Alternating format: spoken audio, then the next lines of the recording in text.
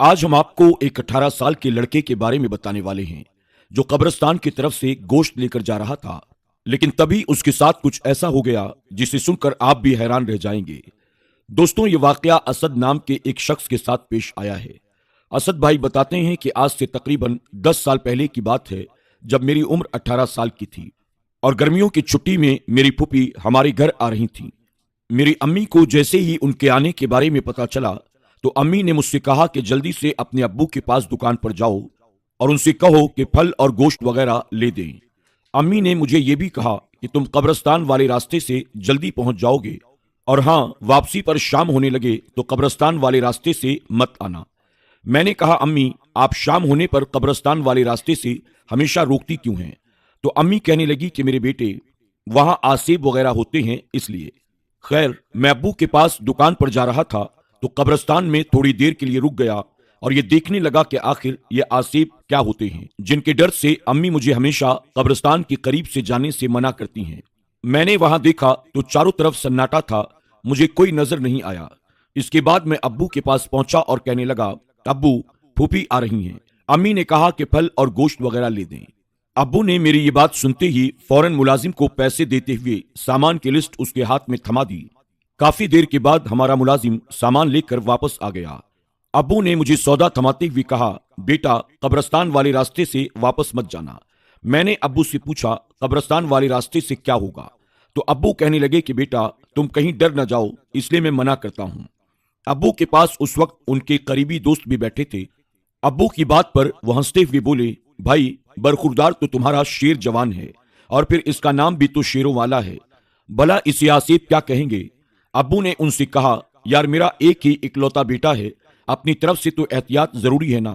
اور پھر ابو نے مجھ سے کہا، اسد بیٹا جلدی گھر پہنچو۔ اس کے بعد میں گھر کی طرف چل دیا۔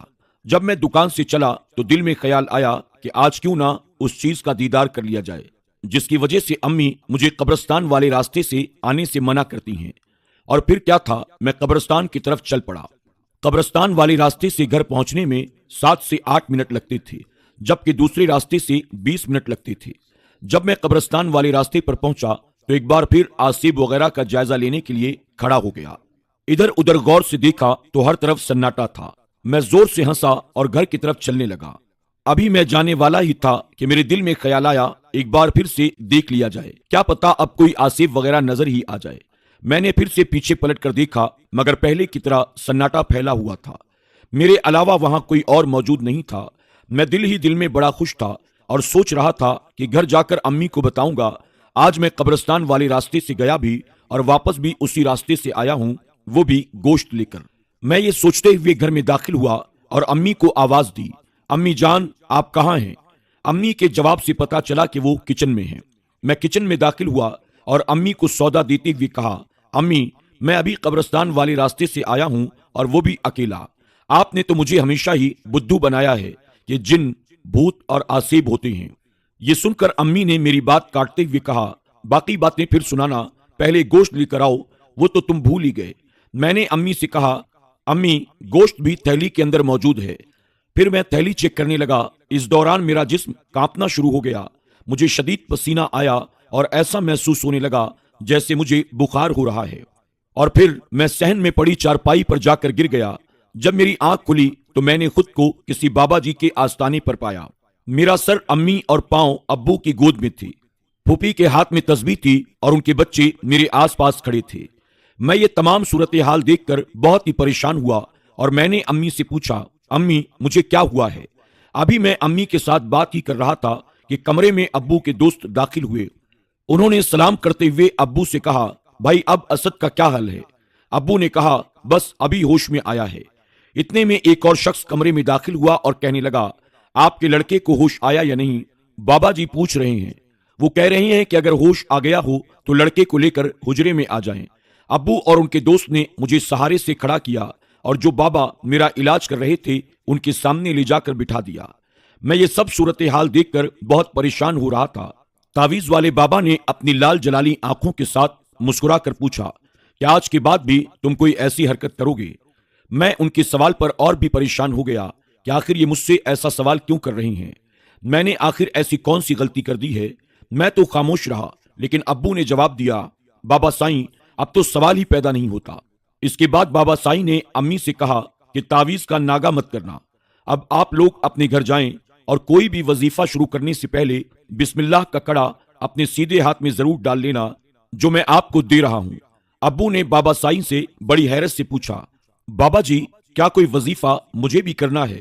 تو اس پر بابا سائیں مسکرا کر بولے، اگر تم وظیفہ نہ ہی کرو تو اچھی بات ہے، میں تو بس احتیاط کے لیے کہہ رہا ہوں، اب تم لوگ جا سکتے ہو۔ جب ہم لوگ گھر پہنچے تو میں نے امی سے پوچھا، امی یہ سب کیا چل رہا ہے؟ امی نے میرے سوال پر مجھ سے کہا، اسد تمہیں کچھ بھی یاد نہیں کہ اس دن تمہارے ساتھ کیا ہوا تھا؟ میں نے کہا، امی آپ کس دن کی بات کر رہی ہیں؟ آپ اور یہ بابا جی اور بکرے کا صدقہ وغیرہ، یقین کریں مجھے کچھ بھی یاد نہیں آ رہا۔ تو امی نے کہا، اچھا جس دن تمہاری پھوپھی آئی تھی اس دن کیا ہوا تھا؟ میں نے کہا، امی پھوپھی کس دن آئی تھی؟ امی نے کہا، ارے بیٹا آج سے 2 دن پہلے تمہاری پھوپھی کا فون آیا تھا کہ میں گھر آ رہی ہوں، پھر میں نے تمہیں تمہارے ابو کے پاس دکان پر بھیجا تھا کہ کچھ سودا لے آؤ اور واپسی پر قبرستان والے راستے سے مت آنا، لیکن تم نے تو میری ایک بھی بات نہیں مانی اور واپس قبرستان والے راستے سے آئے۔ تم قبرستان سے گوشت لے کر جب گزرے تو وہاں کوئی ہوائی چیز کا تم پر اثر ہو گیا اور اسی وجہ سے تم ڈر گئے۔ میں نے کہا، امی آپ یقین کریں مجھے کچھ بھی یاد نہیں ہے۔ تو پھوپھی نے میری بات کو کاٹ کر کہا، اسد تمہیں کچھ بھی یاد کرنے کی ضرورت نہیں ہے۔ پھر انہوں نے اپنے آپ کو کوسنا شروع کر دیا، ہائے میرے بچے کو میری وجہ سے اگر کچھ ہو جاتا، کاش میں نہ آتی تو کتنا اچھا ہوتا۔ اس پر امی بولی، باجی آپ کی اس میں کیا غلطی ہے، بس اللہ کا لاکھ لاکھ شکر ہے کہ میرے بیٹے کی جان بچ گئی۔ 2 دن تک پھوپھی ہمارے پاس رہ کر واپس چلی گئیں۔ اب میرے باہر آنے جانے پر مکمل طور پر پابندی لگ چکی تھی۔ امی اور ابو میرے معاملے میں بہت زیادہ احتیاط کرنے لگے اور میں بڑا پریشان تھا کہ میرے گلے میں کالی ڈوری اور چمڑے میں تعویذ آخر کیوں ڈالا گیا ہے۔ میرے ساتھ ایسا پہلی بار ہوا تھا۔ خیر گرمیوں کی چھٹیاں ختم ہونے والی تھیں اور پھر جیسے ہی میرا کالج شروع ہوا تو امی نے ابو سے کہا، اب آپ اسد کو سائیکل لا دیں، میں یہ بالکل بھی نہیں چاہتی کہ میرا بیٹا قبرستان والے راستے سے گزرے۔ بس پھر کیا تھا، دوسرے ہی دن میری سائیکل آ گئی، اپنی تو موج لگ گئی۔ اب میرا کالج شروع ہو چکا تھا اور میرا ذہن بھی فریش ہو گیا تھا۔ ایک دن کالج سے واپسی پر میں کتاب کی دکان پر رک گیا اور کتابیں دیکھنے لگا۔ اس دوران میں نے وہاں پڑھی ایک کتاب دیکھی جس پر لکھا تھا 40 دن میں عامل بنے۔ میں نے کہا، بھائی وہ والی کتاب کتنے کی ہے؟ دکاندار نے کہا 20 روپے کی۔ میں نے 20 روپے دے کر عامل بننے والی کتاب بیگ میں ڈالی اور گھر کی طرف چل پڑا۔ گھر جا کر میں نے اپنے کمرے میں چھپ کر اس کتاب کو پڑھنا شروع کر دیا۔ اس میں لکھا تھا 40 دن میں جن، بھوت اور آسیب کو اپنے قابو میں کریں۔ اب میرے دل میں بدلے کی آگ جل رہی تھی کہ جس آسیب کی وجہ سے میری گرمیوں کی چھٹیاں خراب ہوئیں اس کو میں ضرور اپنے قابو میں کروں گا۔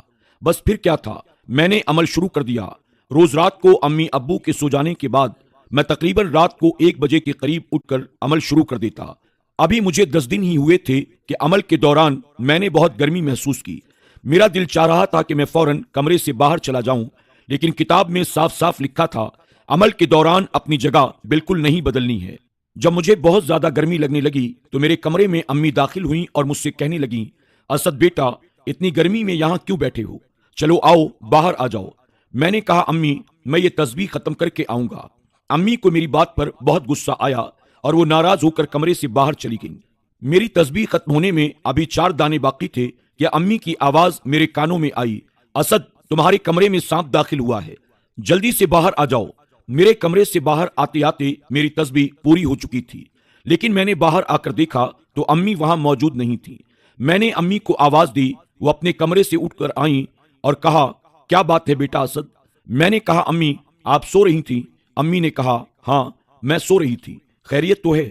میں نے کہا، کیا ابھی تھوڑی دیر پہلے آپ میرے کمرے میں آئی تھیں؟ امی نے کہا، اسد کیا تم ڈر گئے ہو؟ ان کی آواز میں حیرت کے ساتھ پریشانی بھی تھی۔ پھر مجھے نہیں معلوم کہ میرے ساتھ کیا ہوا۔ جب میری آنکھ کھلی تو میں نے خود کو دوبارہ بابا سائیں کے آستانے پر پایا۔ میرا سر امی اور پاؤں ابو کی گود میں تھے۔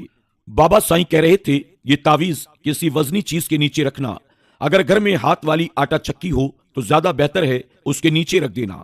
ابو نے بابا سائیں سے پوچھا، بابا جی اب وہ چیز دوبارہ حملہ تو نہیں کرے گی؟ بابا جی نے جواب دیا، بالکل بھی نہیں۔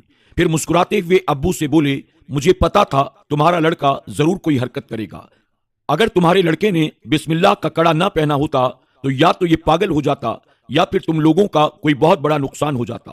اس کے بعد بابا جی سے اجازت لے کر ہم وہاں سے آنے لگے۔ ابھی ہم لوگ وہاں سے نکل رہے تھے کہ بابا سائیں نے ابو سے کہا، اب یہ تعویذ کھول کر مت دیکھنا کہ اس میں کیا ہے۔ بابا جی کی اس بات پر ابو نے فوراً میری طرف غصے سے دیکھا اور میں نے آسمان کی طرف دیکھ کر اللہ سے ہر مصیبت سے آزاد رہنے کی دعا کی۔ اس کے بعد دل میں پکا ارادہ کر لیا کہ آ بیل مجھے مار والی مثال کے جیسے آ آسیب آ بلا، یہ غلطی کبھی نہیں کروں گا۔ اسد کہتا ہے کہ اس کے بعد ہم اپنے گھر واپس آ گئے اور میں نے اس طرح کی کوئی بھی حرکت نہ کرنے کا پکا ارادہ کر لیا۔ ناظرین اکرام، امید کرتے ہیں کہ آج کی ہماری یہ ویڈیو